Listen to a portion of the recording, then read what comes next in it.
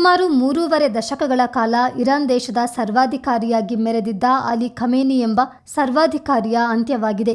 ಈ ಸಾವಿಗೆ ಜನರು ಹಲವೆಡೆ ಕೇಕೆ ಹಾಕಿ ಸಂಭ್ರಮಿಸಿದ್ರೆ, ಕೆಲವರು ಖಮೇನಿಯ ಸಾವಿಗೆ ಕಣ್ಣೀರ್ಗರೆಯುತ್ತಿದ್ದಾರೆ.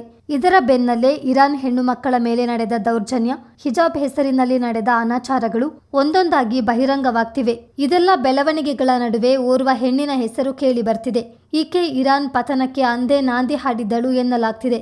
ಅಹೋ ದರಾಯೆ ಎಂಬ ದಿಟ್ಟ ಮಹಿಳೆ 2004ರಲ್ಲಿ ಕೈಗೊಂಡ ಒಂದು ನಿರ್ಧಾರ ಇಂದು ಇರಾನ್ ಸರ್ವನಾಶಕ್ಕೆ ಕಾರಣವಾಗ್ತಿದೆ ಹಾಗೂ ಖಮೇನಿಯ ಸಾವಿಗೂ ಇದೇ ಕಾರಣ ಎಂಬ ಮಾತುಗಳು ಕೇಳಿ ಬರ್ತಿವೆ. ಟೆಹರಾನ್ನ ಆಜಾದ್ ವಿವಿಯ ವಿದ್ಯಾರ್ಥಿನಿಯಾದ ಅಹೋ ದರಾಯೆ ಇರಾನ್ನ ಕಠಿಣ ಹಿಜಾಬ್ ಕಾನೂನುಗಳನ್ನು ವಿರೋಧಿಸಿದಳು. 2024ರ ನವೆಂಬರ್ 2ರಂದು ಹಿಜಾಬ್ ಬಗ್ಗೆ ಭದ್ರತಾ ಸಿಬ್ಬಂದಿ ಜೊತೆ ವಾಗ್ವಾದ ನಡೆಸಿ ಪೊಲೀಸರ ಎದುರೇ ಬಟ್ಟೆಗಳನ್ನು ತೆಗೆದು ಬಿಕಿನಿಯಲ್ಲಿ ಓಡಾಡಿ ವಿಶ್ವಾದ್ಯಂತ ಸುದ್ದಿಯಾದಳು.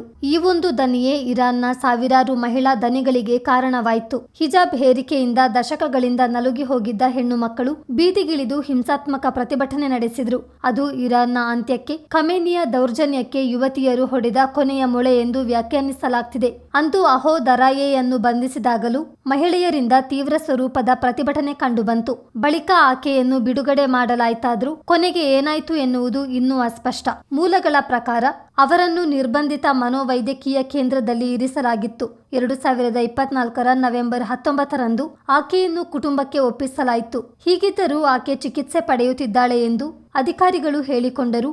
ಮಾನವ ಹಕ್ಕು ಸಂಘಟನೆಗಳು ಆಕೆಯ ಸುರಕ್ಷತೆಯ ಬಗ್ಗೆ ಕಳವಳ ವ್ಯಕ್ತಪಡಿಸಿವೆ. ಚಿತ್ತಾರ ನ್ಯೂಸ್, ಮಡಿಕೇರಿ.